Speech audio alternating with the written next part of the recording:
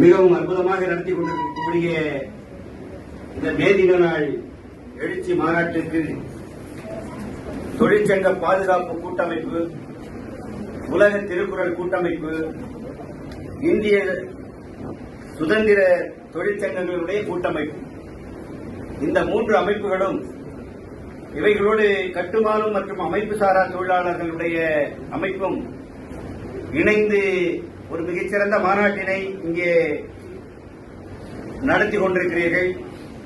இந்த மாநாட்டிற்கு தலைமை வைத்துக் கொண்டிருக்கக்கூடிய மாநில தலைவர் ஐயா கதிர்வேல் அவர்களே, உலக திருக்குறள் கூட்டமைப்புடைய பொதுச் செயலாளர் பேராசிரியர் தங்க ஆதிலிங்கம் அவர்களே,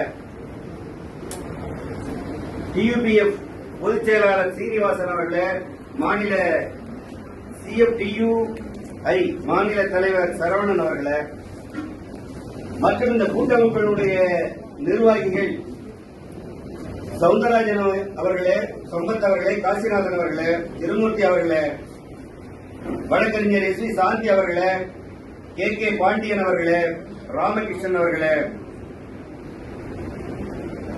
மற்றும் மேனகா அவர்களே, தேவி அம்மையார் அவர்களே, இந்த நிகழ்ச்சியிலே பங்கெடுத்துக் கொண்டிருக்கக்கூடிய அந்த இனிய சகோதரர்களே, சகோதரிகளே, உங்கள் அத்துணை பேருக்கு முதற்கு நன்றி கலந்த வணக்கத்தினை தெரிவித்துக் கொண்டு, எனக்கு முன்னாலே பல்வேறு தோழர்கள் தங்களுடைய கருத்துக்களை இங்கே வழங்கினீர்கள். முதலில் 3 அமைப்புகள், 4 அமைப்புகள் ஒன்றாக இணைந்து இந்த மாநாட்டினை நடத்தி கொண்டிருக்கிறது. எனக்கு முன்னாலே சவுந்தரராஜன் ஐயா அவர்கள் சொல்லுகின்ற போது அனைவரும் உலக திருக்குறள் கூட்டமைப்பிலே இணையுங்கள் என்று சொன்னார்கள். அதிலே இருந்து சற்று மாறி நான் சொல்லுகிறேன், உலக திருக்குறள் கூட்டமைப்பு நம்முடைய தொழிற்சங்க பாதுகாப்பு கூட்டமைப்பும் இந்திய சுதந்திர தொழிற்சங்கங்களுடைய கூட்டமைப்பும் கட்டுமான அமைப்பு சாரா தொழிற்சங்கங்கள் எங்கெங்கே இருக்கிறதோ அங்கே எங்கள் அமைப்பிலே இருக்கக்கூடிய தொழிலாளர் தோழர்கள் உங்களோடு இணைவார்கள், உங்கள் அமைப்பிலே இணைவார்கள். அதை போல உங்களுடைய அமைப்புகள் எங்கே இருக்கிறதோ அந்த அமைப்பிலே உள்ளவர்கள் இந்த உலக திருக்குறள் கூட்டமைப்பிலே நீங்கள் இணையுங்கள். இதை இந்த நேரத்திலே நாம் ஒரு கோரிக்கையாக அல்லது வேண்டுகோளாக நான் இந்த நேரத்திலே விடுக்க கடமைப்பட்டிருக்கிறேன். காரணம், நீங்கள் வைக்கக்கூடிய கோரிக்கையும் உலக திருக்குறள் கூட்டமைப்பினுடைய கோரிக்கையும் ஒன்றிணைந்துதான் சென்று கொண்டிருக்கிறதே தவிர மாறுபட்ட கருத்து உலக திருக்குறள் கூட்டமைப்புக்கு கிடையாது. ஏனென்றால் பல தமிழ் அமைப்புகள் இருக்கிறது உங்களுக்கு தெரியும். அரங்கத்தின் உள்ளே ஏதோ ஒரு சில குரலை பாடி கவிதை பாடி நடத்தக்கூடிய நிகழ்ச்சிகள் பல இருக்கிறது. அது அல்ல இந்த அமைப்பு, திருக்குறள் கூட்டமைப்புடைய அமைப்பு. விவசாய தொழிலாளர்களில் இருந்து கூலி தொழிலாளர்களில் இருந்து அனைத்து மக்களுக்குமான சார்ந்த கொள்கைகளை கொண்டு செல்லக்கூடிய ஒரு அமைப்பாக உலக திருக்குறள் கூட்டமைப்பு இருந்து கொண்டிருக்கிறது. நம்முடைய காசிநாதன் அவர்கள் சொன்னார்கள், ஓய்வூதியத்தை உயர்த்தி கொடுக்க வேண்டும், இதுதான் எங்களுடைய உயிர்நாடி கொள்கை என்று சொன்னார்கள். இந்த உயிர்நாடி கொள்கையை அரங்கத்தின் உள்ளே இருந்து பேசிக் கொண்டிருந்தால் இதற்கு வலு சேர்க்க முடியாது.